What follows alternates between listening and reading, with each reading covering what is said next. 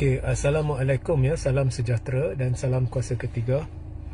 Seperti biasa, jika audio jelas ya, tolong maklumkan kepada saya, share ramai-ramai dan juga sertai Telegram saya ya, Regi Jesse Rita Udin, dan jika anda ada link Telegram saya, boleh tolong kongsikan di ruang komen.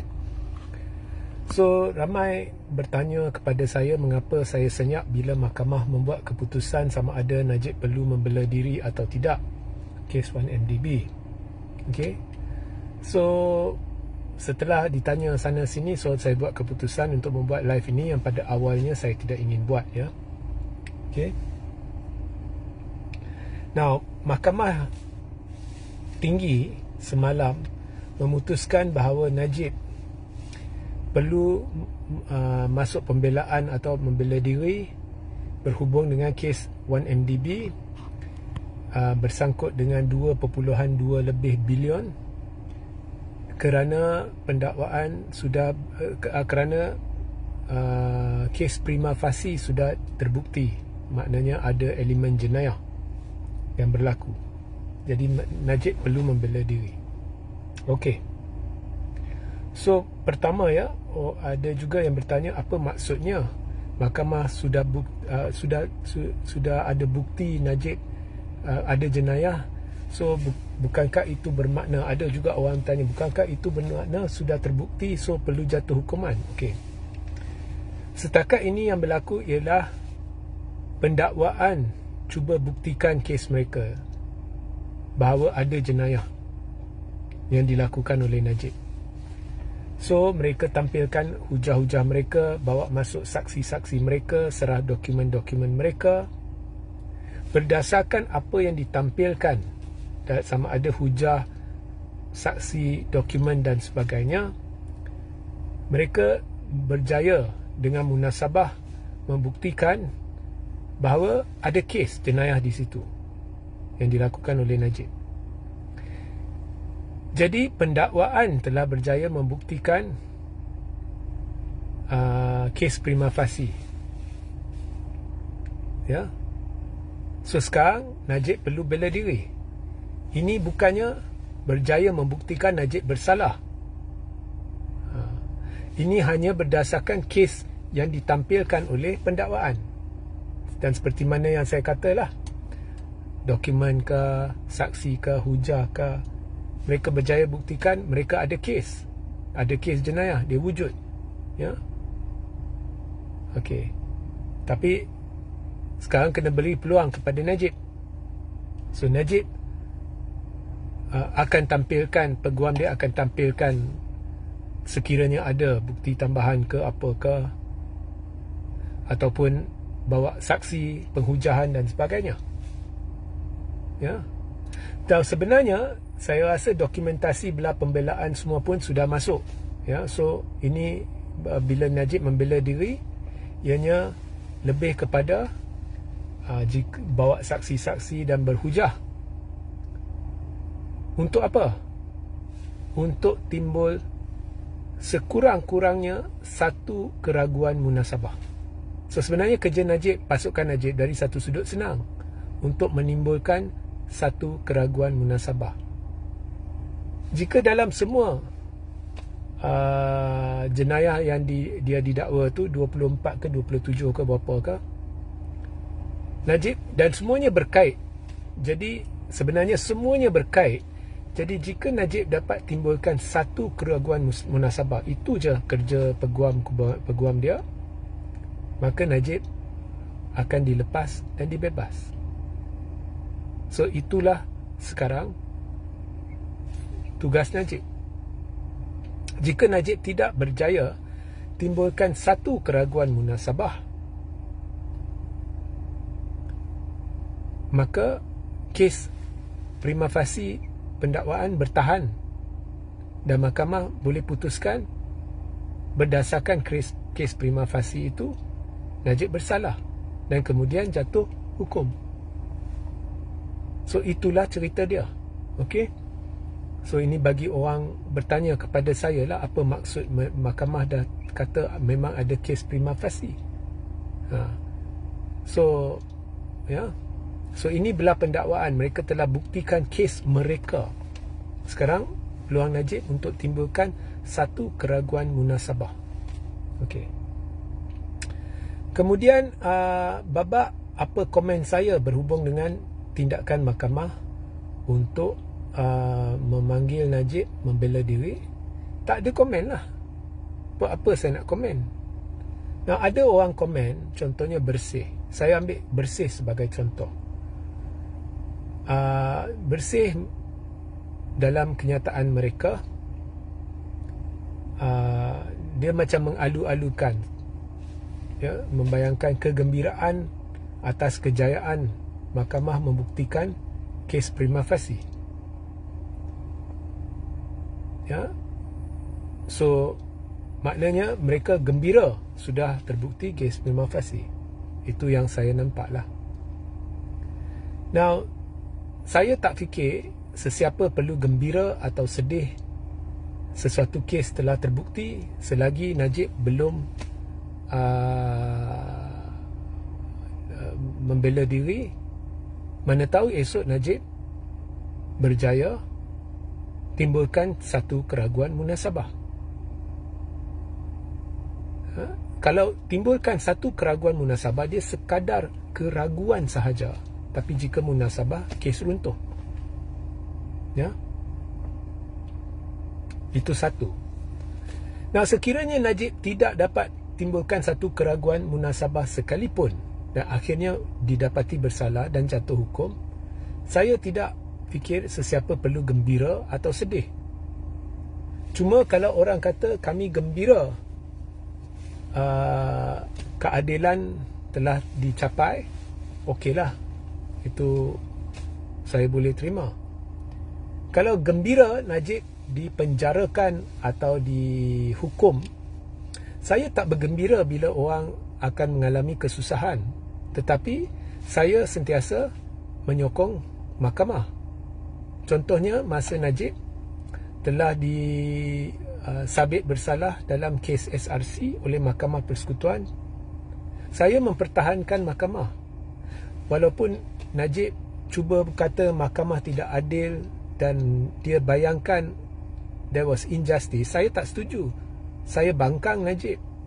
Sebab protokol sebenarnya dari sudut guaman tidak dituruti oleh mereka, tetapi mereka membayangkan seolah-olah mahkamah tidak adil, maka mereka mengelirukan rakyat. So, saya berpendapat niat pihak Najib tidak betul. Saya mempertahankan mahkamah. Tetapi saya tidak sekali-kali berkata saya gembira Najib dipenjarakan. Kesedihan pun ada. Tetapi saya setuju dengan keputusan mahkamah itu yang melibatkan berbelas-belas hakim yang telah mendapati Najib bersalah. Kemudian Najib tak puas hati, dia nak semakkan semula dengan panel hakim yang baru. Itu pun sudah dibuat dan memang kekal dengan keputusan mahkamah. So, nak apa lagi? So, saya pertahankan keputusan mahkamah sahaja. Saya tak bergembira bila orang didapati bersalah atau orang didapati tidak bersalah. Saya sedih. Tidak ada. Saya tidak akan kata saya gembira kes prima facie telah diperolehi. Saya tak ada sebab untuk gembira atau tidak gembira. Saya cuma ambil perhatian bahawa kes prima facie telah dibuktikan. So, it was established. So, noktah di situ. Saya tidak gembira bermakna jika kes prima facie katakan tidak dibuktikan, saya bersedih. Maknanya saya mahu kes dibuktikan terhadap Najib. Ya, saya memang mahu, walaupun saya tak kisah dia buat ke dia tak buat ke, saya mahu. Ya. So, kalau benda tu tak terjadi, saya sedih. Mengapa perlu sedih? Kalau kamu percaya proses mahkamah, maka mahkamah contohnya mendapati tidak ada kes prima facie, so kita perlu terima dengan hati terbuka. Okey, maknanya tak ada kesalahan lah. Atau jika macam kes Najib, mahkamah dapati ada kes prima facie, okey, kita terimalah. Sekarang Najib bela diri. Tak ada sebab saya nak gembira atau mengalu-alukan. Saya rasa itu semua tak perlu. Bila awak mengalu-alukan, awak sudah menunjukkan pada pandangan saya bias. Ya? Melainkan awak kata saya mengalu-alukan keputusan mahkamah yang mendapati ada kes prima facie, dari sudut ia telah memberi keyakinan kepada saya bahawa mahkamah tidak berpihak sebab Najib ini adalah bekas Perdana Menteri. Jadi itu hak anda lah. Mungkin awak bila mahkamah dapati ada kes prima facie terhadap Najib, awak mula yakin dengan mahkamah, itu hak anda lah. Tetapi jika mahkamah dapati tidak ada kes prima facie, adakah saya akan kata, oh awak tak dapat kes prima facie sebab Najib bekas Perdana Menteri, ya, ada rundingan ke apa kan. So jika awak gembira atau tidak gembira dan sebagainya berkenaan kes itu, dan awak bukannya pihak yang terlibat secara langsung, awak bukannya saudara Najib ke, awak tak terlibat dengan 1MDB, maknanya awak akan ada bias lah, berat sebelah lah. Bezalah kalau awak terlibat dan awak memang tahu tak ada kesalahan, awak gembira, itu cerita lain lah. Atau awak tidak gembira, ya, itu cerita lain. Tapi saya rasa kita tidak ada sebab untuk gembira atau tidak gembira lah. So esok katakan Najib didapati bersalah, saya tak akan gembira, tapi saya akan terima keputusan mahkamah. Sebab dan jika Najib mengulangi apa yang dia buat dalam SRC, ya, kemudian salahkan, ya, dia buat cuba lengahkan, buang masa mahkamah, kemudian salahkan mahkamah pula kononnya mereka tidak adil terhadap dia, saya akan pertahankan mahkamah lah. Ya, so saya tidak ada komen banyak lah. Pokoknya saya tidak ada komen banyak berhubung dengan bila mahkamah putuskan ada kes prima facie ke, tak ada kes prima facie ke, saya tak ada. Saya tak sekali-kali akan bergembira seseorang dipenjarakan. Okey. Namun bila ada terbukti kes prima facie, kemudian kes digugurkan tanpa sebab munasabah dan sebab-sebab yang diberikan pun tak masuk akal, di situ saya sedihlah dan saya hilang keyakinan terhadap sistem keadilan seperti yang berlaku melibatkan seorang lagi lah. Ya, di situ saya akan bergembira atau sedih sebab pelik, ya. Dan pengampunan pun sama, tak kira Anwar ke Najib ke, perlembagaan kata Agung boleh ampun. Jika Agung ampun esok Najib, habis cerita, saya tak soal, noktah. Saya tak gembira, saya tak sedih, ya. Orang yang gembira, sedih, contohnya sekarang ada perdebatan, ya, sampai ada seorang ahli parlimen DAP, Lim Lip Eng, tak silap saya, dia komen, dia kata dah curi, kemudian kalau dia dibebas, dilepaskan, dia boleh bebas, ya, atau duduk di rumah, ya, ya, sama seperti beritahu awak curi tapi tak apa, boleh curi dan lepas tu kemudian boleh duduk di rumah ke. Itu menghina Agung. Sebab apa? Maknanya awak hipokrit. Kata hormat perlembagaan, tetapi bila benar-benar perlembagaan itu dituruti, iaitu Agung menggunakan kuasa budi bicara mutlak untuk ampunkan Najib sebagai contoh, ya, awak tak puas hati, awak persoal. Awak tak boleh persoal, awak tak boleh guna logik awak sendiri. Oh, Najib kes berat macam ni, awak tak boleh. Dalam perlembagaan tak ada jadual ke apa menunjukkan untuk kes-kes macam ni, kes-kes macam dia budi bicara mutlak. Jadi kepercayaan telah diberikan kepada Agung untuk memutuskan nak ampun ke tidak, dan pengampunan itu dengan sendirinya adalah satu I forgive you, ya, I forgive you, dan awak boleh keluar ke, awak boleh kurang hukuman ke, awak boleh duduk rumah ke, ya, itu hak Agung atas sebab-sebab yang diketahui Agung. Dan mereka yang kata Najib kes besar dan sebagainya, mereka tak akan sebut juga dia berkhidmat 9 tahun sebagai Perdana Menteri, ini yang dia lakukan dan sebagainya. So apa jua pertimbangan Agung, itu bukan soal kita untuk berbicara. Benda tu dalam perlembagaan. Kau kata kau suka perlembagaan, kau hormat perlembagaan, keluhuran perlembagaan, ya. Tapi bila benda tu sesuatu keputusan yang bersandar kepada perlembagaan itu tidak disukai awak pula memperlekeh, awak pula persoal, dan kemudian secara tak langsung hina. Sebab bila awak kata tak apa boleh curi kemudian boleh duduk di rumah, dia kata sama seperti memberitahu orang itu awak boleh curi lepas tu duduk di rumah. Siapa yang ampunkan? Agong. Maknanya secara tidak langsung awak bayangkan seolah-olah sama seperti Agong beritahu orang itu awak boleh curi lepas tu duduk di rumah. Maknanya awak seolah-olah menghina Agong, atau boleh ditafsir sebagai penghinaan Agong. So kita jangan persoal kalau dia undang-undang ke mahkamah ke perlembagaan ke, kita hormat dan kita noktahkan.